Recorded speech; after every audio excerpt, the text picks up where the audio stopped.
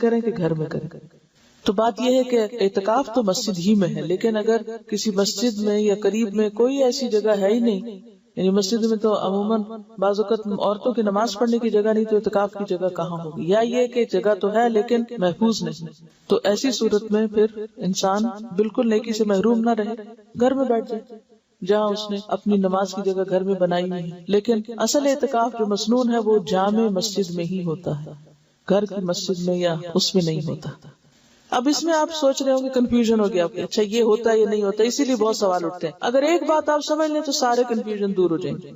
ایک ہے ideal situation جو اصلی ہے، اور وہ کیا ہے؟ 10 دن کا اعتکاف روزے کے ساتھ جامع مسجد کے اندر، جس میں ساری شرائط پوری کی جائیں جو بھی بیان کی گئی، کہ باہر نہ جنازے کے لیے نہ کسی اور ضرورت کے لیے، کہ مسلسل مستقل طور پر انسان بار.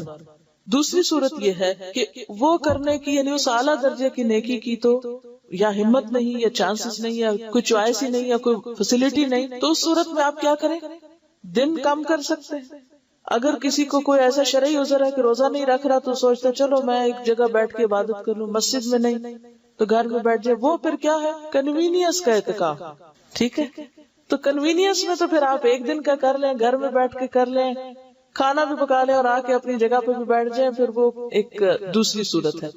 تو اس فرق کو اگر آپ پہچان جائیں تو سارے مسئلے حل ہو جائیں گے. یا تو آپ وہ اعتکاف کریں جو اصل اعتکاف ہے، جس کو اعتکاف کہا گیا، اور اگر وہ نہیں تو پھر جو چاہے کریں، جتنی دیر بھی کریں، کیونکہ عبادت ضائع نہیں ہوتی. یعنی یہ گھنٹے جو چند گھنٹوں یا رات کا ہوگا، یہ ضروری نہیں ہے کہ آپ عصر کے وقت کریں یا صبح کے وقت کریں، جب بھی موقع ہو. ہاں نیت کر لیں. تراویح کے لیے جب آپ جائیں تو اس وقت کی نیت کر لیں کہ میں اس وقت میں اعتکاف ہوں. اصل میں فائدہ اس کا کیا ہے؟ یکسوئی سے عبادت کرنا، یہ اصل مقصد ہے. عورتوں کو بھی اعتکاف کرنا چاہیے.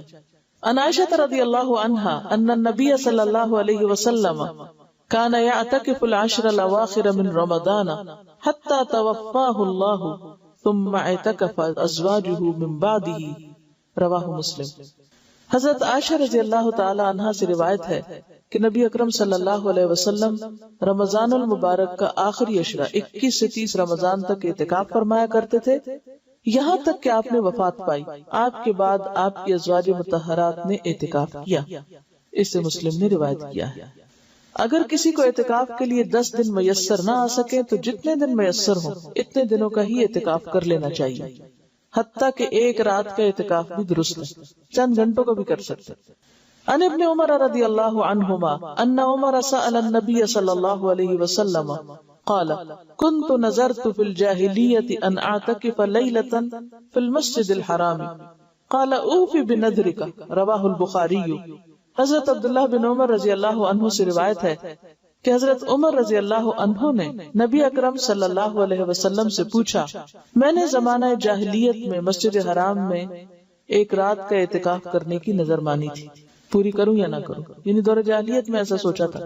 آپ نے فرمایا اپنی نظر پوری کرو. اسے بخاری نے روایت کیا.